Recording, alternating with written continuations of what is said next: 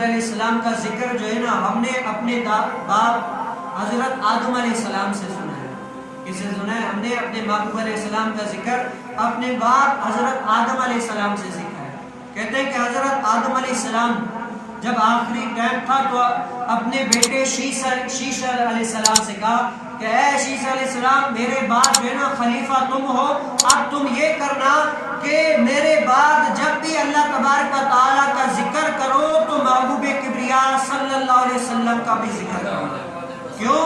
کیونکہ میں نے جنت میں ہر درخت کے پتے پر محبوب علیہ السلام کا ذکر دیکھا.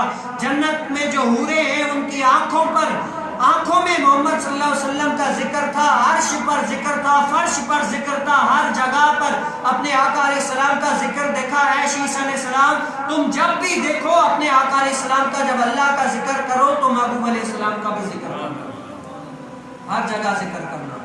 اور آج ہم سنی اپنی مسجدوں پر الصلاۃ والسلام علیکہ یا رسول اللہ کیوں لکھاتے ہیں؟ اس کی ایک وجہ یہ ہے کہ حضرت آدم علیہ السلام نے کہا کہ جب بھی اللہ کا ذکر کرو تو اپنے محبوب علیہ السلام کا بھی ذکر کرنا. ہم سنیوں نے الحمدللہ ہر مسجد پر الصلاۃ والسلام علیکہ یا رسول اللہ لکھ دیا، اپنے آقا علیہ السلام کا نام لکھ دیا. کس کا؟